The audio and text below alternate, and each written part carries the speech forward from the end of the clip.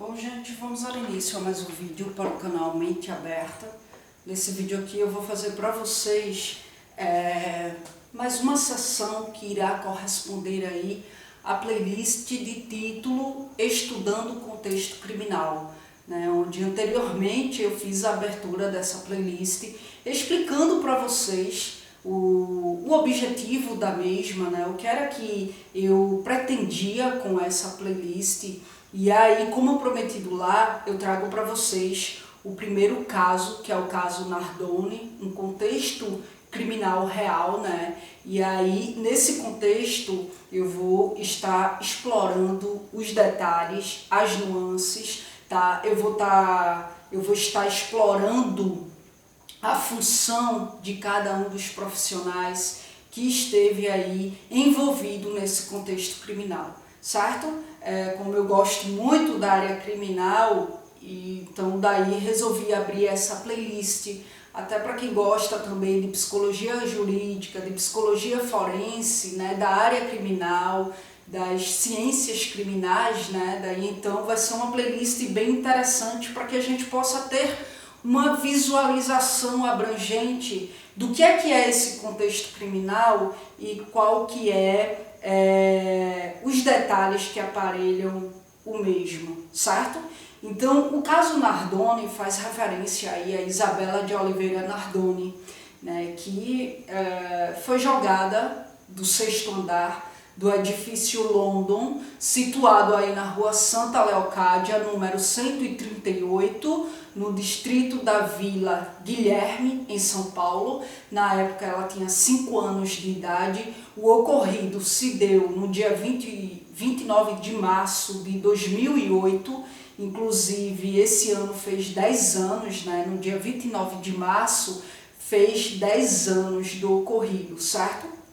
E aí a delegada responsável por esse caso foi a doutora Renata Pontes, foi a delegada responsável, foi quem conduziu toda a investigação até chegar ao desfecho, né? E aí ela conta que a ocorrência primária, né, foi a de que havia tido uma tentativa de roubo no apartamento e a Isabela havia sido jogada do 6º andar, tá? O áudio original da primeira chamada para o 190 foi aí apresentado pela série Investigação Criminal e quem ligou foi um vizinho muito desesperado, afirmando que tinha um ladrão no prédio e que uma criança havia sido arremessada, né? Então, o áudio, quando apresentado pela série, mostra claramente a voz do vizinho desesperado, ele estava realmente, nitidamente desesperado. E daí, na sequência, a delegada conta que outros moradores ligaram também. Inclusive, foram tantas as ligações que no local houve inúmeras viaturas, tanto da polícia quanto do bombeiro, tá? Então, gente, qual que é a função da doutora Renata Pontes nesse contexto criminal? Qual que é a função dela, né? Ela vai ter como função aí comandar as investigações, para que assim ela possa ter aparatos para identificar o que foi que realmente aconteceu, né? Tá, foi dito aí que tinha ladrão no prédio, né? Mas precisa-se de subsídios convincentes, sabe? Para tomar essa versão como sendo o fato realmente verdadeiro, né? Então a função da delegada nesse caso é conduzir a investigação, sabe? E daí ela vai ter o aporte, né, do médico legista, da perícia, né, que sobre esses profissionais eu irei conversar nos vídeos posteriores. Então ela vai conduzir a investigação para de fato ela poder fechar o caso, arquivar o caso, né, para de fato ela ter a certeza de que realmente essa é a versão verdadeira dos fatos, sabe? E aí, doutora Renata, ela até deu uma entrevista sobre esse caso, à revista Época, e essa entrevista ela está disponível, né, no site oficial da revista, e ela conta alguns detalhes aí sobre a investigação, certo? ela fala sobre o depoimento da madrasta, ela fala sobre o depoimento do pai, ou seja, nas primeiras horas de investigação ela teve uma longa conversa com os dois, né, porque eram as pessoas principais ali daquele contexto para que ela possa obter informações importantes para assim traçar uma linha de investigação, né, e ela demanda aí um bom tempo nessas primeiras horas, nesses primeiros momentos de investigação, conversando com os dois, tanto com Ana Carolina Jatobá quanto com o Alexandre Nardoni, né? E aí ela afirma que a Ana Carolina Jatobá, ela era bem falante, bem articulada, sabe? Enquanto o Alexandre, ele era bem menos eloquente, ele era mais caladão. Mas vejam, a delegada fala que o que causou estranheza neste primeiro momento de investigação, nessas primeiras horas de investigação, foi a nítida tranquilidade dos dois, a madrasta e o pai, sabe? A madrasta havia ali presenciado uma cena chocante, sabe? A enteada foi jogada do sexto andar, o pai perdeu a filha. Então, tipo, eles estavam ali munidos de uma tranquilidade incomum. Inclusive, na série Investigação Criminal, a doutora Renata, ela relata que ela já teve, óbvio, como delegada em outros contextos semelhantes a esse, né? E ela fala que não é comum, sabe, os pais ficarem tranquilinhos assim. Muito pelo contrário, né? Os pais ficam bastante nervosos, bastante desesperados, porque, foi um filho que morreu, sabe? Foi morto. Então eles ficam desesperados, se perguntando o que foi que aconteceu, se o assassino será pego, né? E aí esses dois mal falavam da Isabela, ela conta. Não mencionavam o nome dela, não demonstravam preocupação com o que havia acontecido, sabe? Não estavam abatidos com o fato de que a Isabela morreu, sabe? Não estavam abatidos com o fato de que ela havia falecido. Eles não demonstravam preocupação com o que havia acontecido. Eles não questionavam, não perguntavam por quê, né? Não perguntavam por que ela havia sido jogada do sexto andar. E aí a versão deles era essa: havia um ladrão no prédio, né? Ali naquele contexto, o que aconteceu foi que um ladrão entrou no apartamento deles, né, querendo roubar alguma coisa e jogou a menina lá de cima, sabe?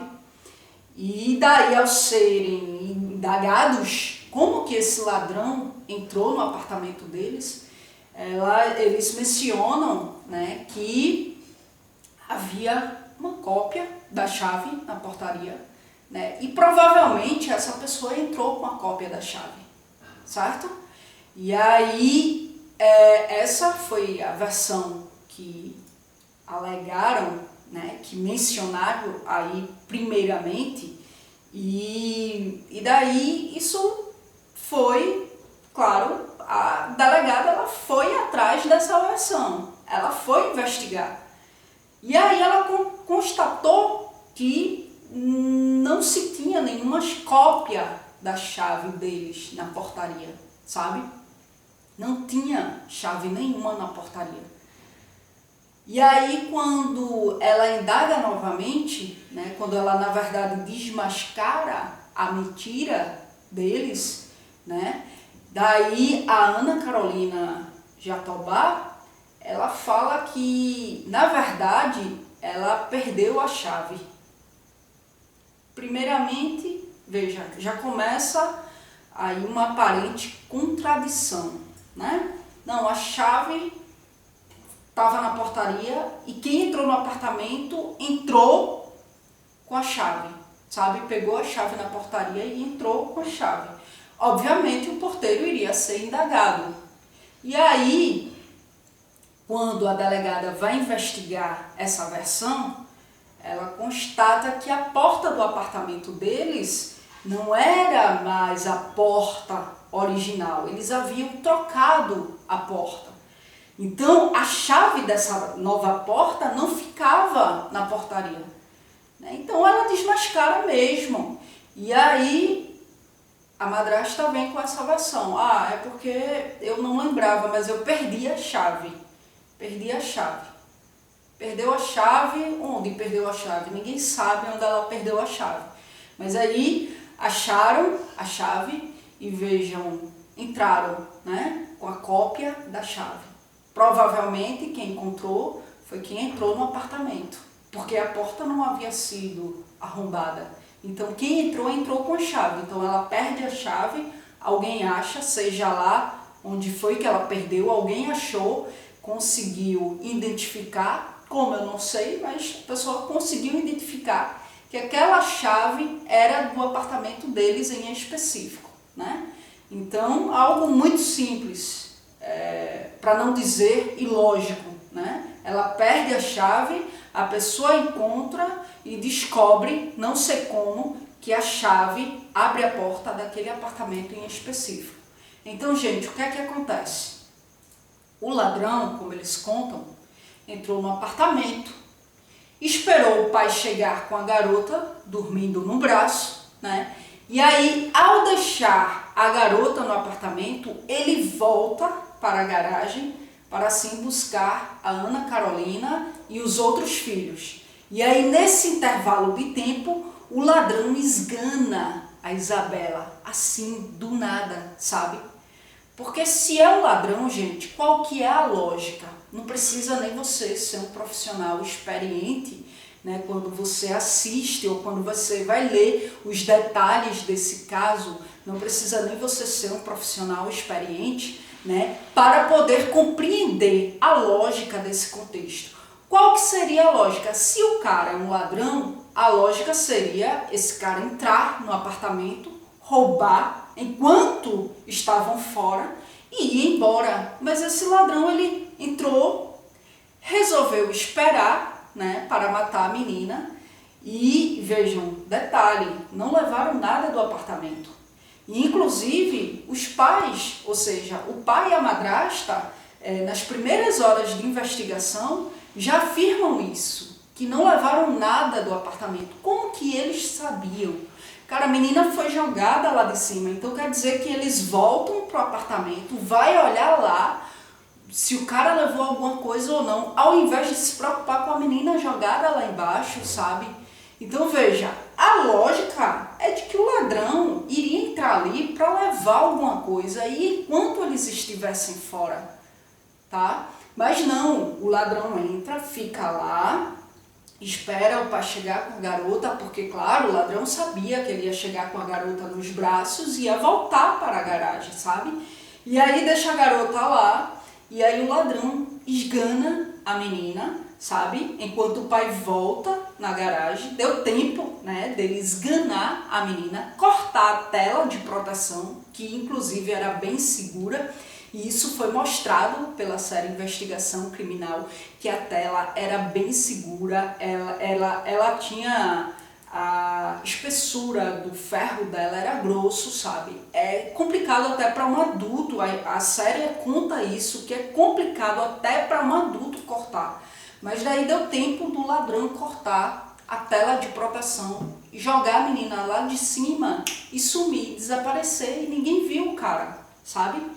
E aí, uma outra pontuação muito importante, gente, que foi feita pela delegada, foi a de que, apesar de o 190 ter recebido aí inúmeras ligações referentes a este ocorrido, mas nenhuma, absolutamente nenhuma dessas ligações partiu da Ana Carolina Jatobá, né, ou do pai.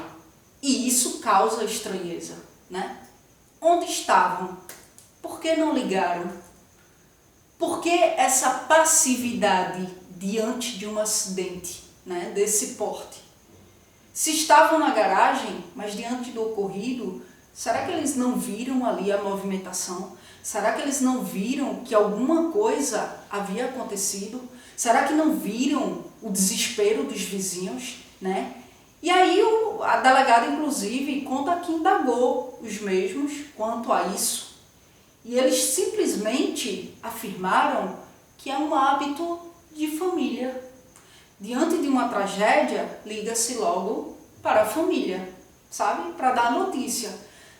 Tá, mas quer dizer então que eles tinham certeza que a garota estava morta, porque beleza, ela caiu do 6º andar, são 20 metros, né? Será que numa queda dessa não havia chance, né, de ela sobreviver?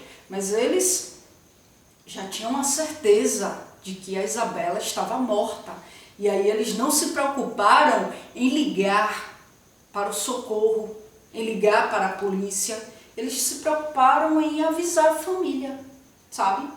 Não estavam preocupados aí com o resgate da menina, não se preocuparam em salvar a vida da menina, né?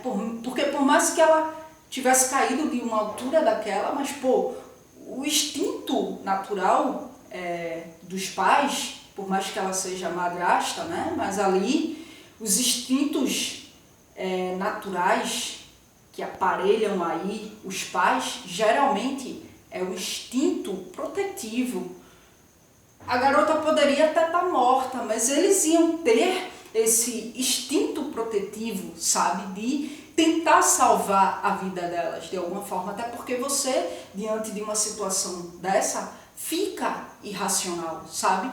E aí você até muitas vezes você não quer acreditar que a pessoa está morta e você, como instinto protetivo, você vai lá, você vai tentar fazer alguma coisa, você vai tentar salvar, né? Mas eles não tiveram essa reação, né?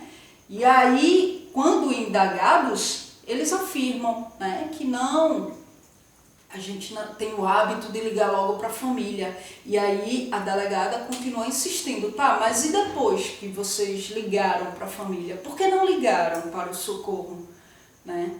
E aí eles mesmo afirmam que não tiveram aí esse instinto protetivo de tentar salvar a vida dela, sabe? Então vejam que indiferença, né? Uma filha, uma enteada, cara. É muita indiferença, é muita passividade, sabe? É muita frieza. E aí,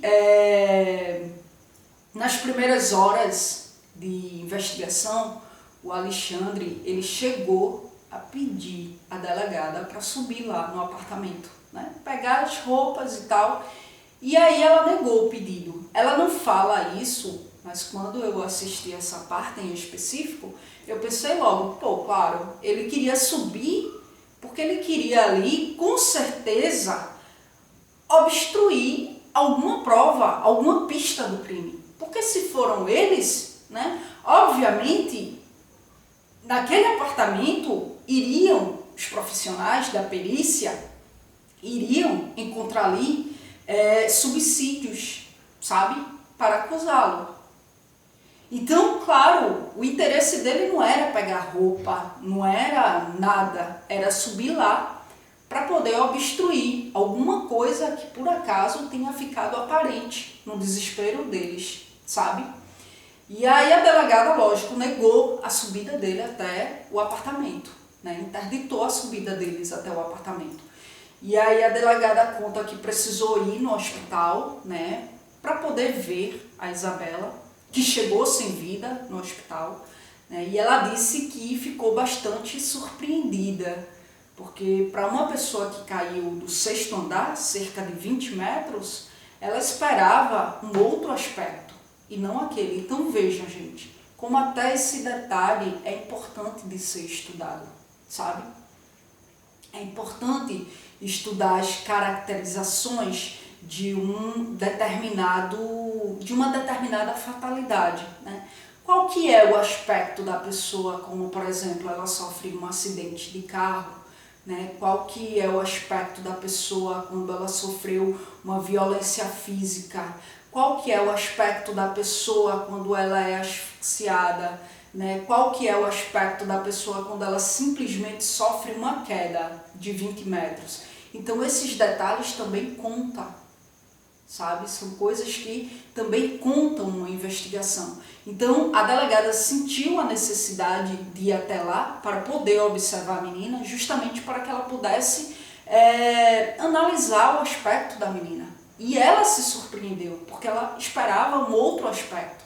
E, inclusive eu vou falar, né? Qual que é o aspecto de uma pessoa, como que a pessoa fica, né? Quando ela cai do sexto andar, cerca de 20 metros, qual que é o aspecto natural da pessoa? E aí eu vou falar disso quando eu explanar aqui a atuação do médico legista, tá? Então, percebam que nessas primeiras horas de investigação, a delegada ela conseguiu notar muitas nuances estranhas, sabe? O olhar técnico, a escuta treinada para isso, né? Conta muito para se perceber essas nuances estranhas. Então, a partir daí, ela já vai traçar uma linha de investigação, né? Houve contradições nos ditos. Primeiro, não, a chave fica na portaria. Aí depois ela vai, até, eu não sei o que passou, sabe, na cabeça deles naquele momento de dizer isso, porque é óbvio que a delegada ia perguntar para o porteiro quem foi que pegou essa chave, sabe? E aí quando a mentira é desmascarada, aí eles vêm com uma outra versão. Então veja, contradições nos ditos, nesse primeiro momento, por parte da madrasta e do pai. Então isso já causa uma estranheza. Opa, peraí, tem alguma coisa errada aí, né? E será mesmo que esse é o fato, né? Será mesmo que houve ladrão ali, uma outra pessoa no prédio, naquele apartamento em específico, né? Então veja que nos primeiros momentos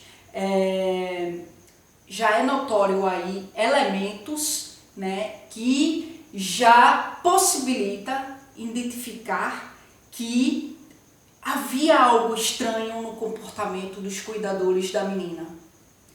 Há algo estranho e isso precisa ser levado em conta e muito em conta. São nuances que não dá para descartar, né? Não dá para se apegar apenas à versão primária de que de fato foi um ladrão, arquivar o caso e encerrar o caso, sabe? Então veja, o delegado de polícia, uma hora ele vai estar na sala dele, debruçado sobre os inquéritos, ou seja, debruçado ali nos ditos investigativos, né? Nos documentos que aparelham a investigação. Eles vão estar ali estudando, né? Depoimentos e tudo mais, e outra hora eles vão estar de fato em campo, cumprindo mandados, né, de busca, perseguindo criminosos, acompanhando as investigações, interrogando, observando tecnicamente todo o contexto criminal. Então vão estar ali bastante atentos, né, recebendo aí o aporte de outros profissionais e sempre pontuando cada vez que ele consegue observar um detalhe, observar algo que possa ajudar esses profissionais que estão trabalhando no contexto, né, a de fato chegar a algo conclusivo, né? Então é isso, gente. Eu vou me ater aqui para que o vídeo não fique muito longo, não fique muito cansativo. As próximas sessões, como eu falei, ainda vai ser referente a esse caso, né? E na tela final aqui do vídeo vai aparecer aí para você a playlist de título Estudando o Contexto Criminal. Quem quiser assistir lá o vídeo de abertura, onde eu falo sobre como que vai ser essa playlist, tá certo? E vai aparecer para vocês também um íconezinho com a minha foto aqui do lado, que aí diz do meu canal secundário, que é o canal Só Psicanálise, onde lá eu só abordo temáticas dentro da psicanálise. Então quem curte a psicanálise, vê lá, conhece lá o canal, se achar interessante, se inscreve lá também, tá? E aqui no campo de descrição do vídeo vai estar aí para vocês informações adicionais, como meio de contato comigo, para dúvidas, sugestões de assuntos, tá? Então vejam aí o campo de descrição, tá certo? É isso, gente. Obrigada mais uma vez pela atenção de vocês e até a próxima gravação.